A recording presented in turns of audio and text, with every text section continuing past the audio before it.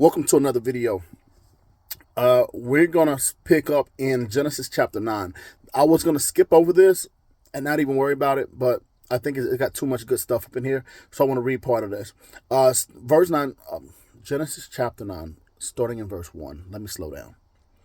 So Yah blessed Noah and his sons and said to them, "Be fruitful and multiply, and fill the earth. And the fear of you and the dread of you shall be on every beast of the earth, on every bird of the air, and on all that move on the earth, and on all the fish of the sea. They are given into your hand. Every moving thing that lives shall be food for you. I have given you all things, even as the green herbs." Now, I was going to skip that because I wasn't worried about it. But the Holy Spirit said, it's cool how Adam and Eve were given all the green herbs and the fruit of the trees as their food. They were not given everything. So at the end of an age, Yah makes changes. Okay. Now, we just talked about how, Yah said, "I'm not going to allow humans to live as long. They're not going to be living 900 years. Okay. I'm going to stop them at 120. All right. Here you see another change. So the first age was Adam and Eve before the flood. Okay. From Adam and Eve to the flood. And there were certain things that Yah allowed people to do. He pulled that in a little bit in some areas, and he expanded what we could do in other areas. Okay.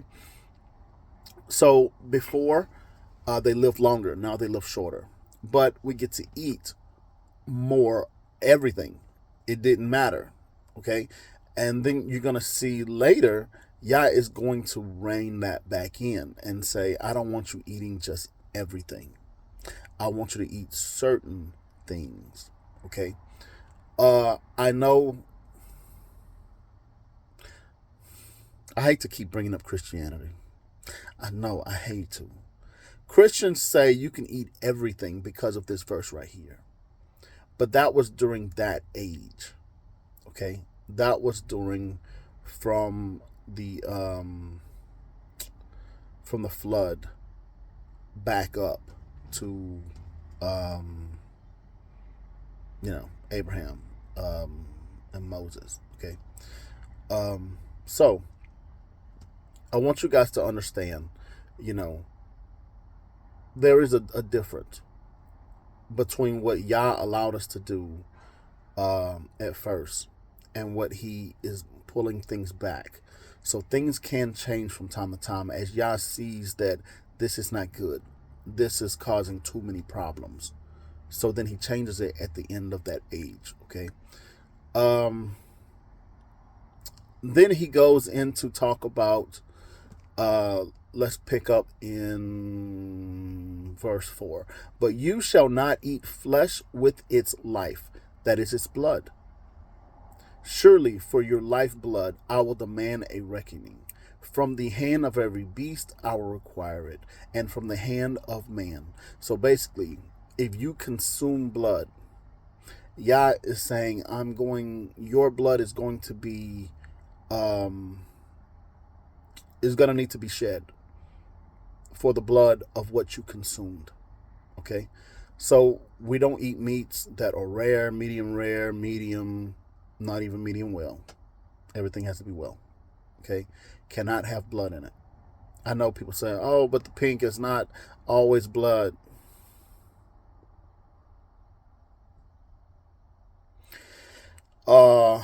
So he's saying, "I will require it at the hand of man and beast. If you consume blood, if you take blood, all right, it's going to be required of you later on." So it says, "From the hand of every man's brother, I will require the life of man." 6, "Whoever sheds man's blood, by man his blood shall be shed."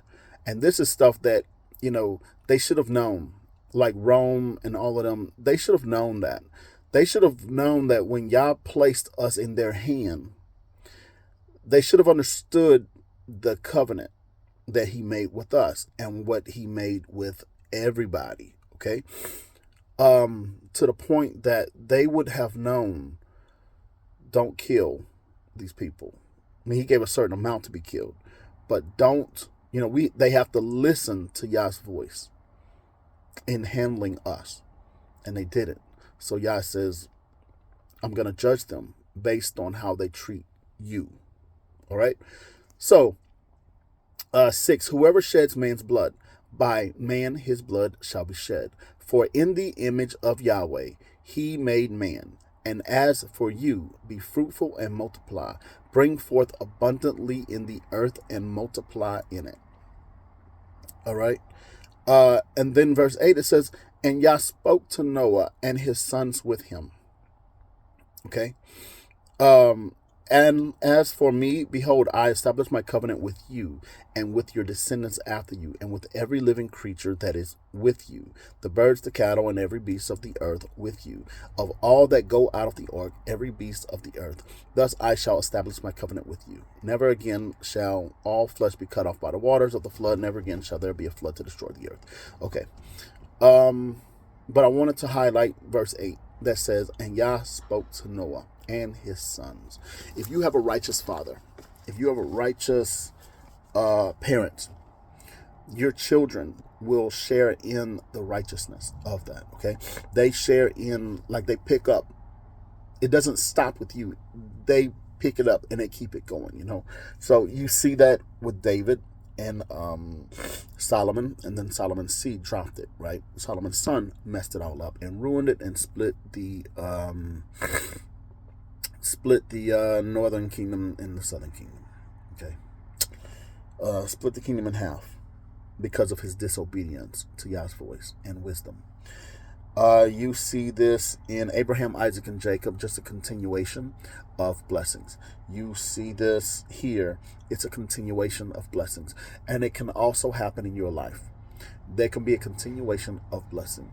If you are listening to Yahweh's voice and your children start to walk in that, there will be a continuation of blessing. Yah will make the same covenant with them, the same terms, the same everything with them. He will renew it with them so that they understand what they're being given. Okay. It starts with parents, and we pass that on to our children, so they don't have to go out here and start all over. They don't have to establish their own relationship with Yah independently. They can walk in the power and glory that you created. Okay. And that's all. Just a quick, simple video. We'll see you on the next one.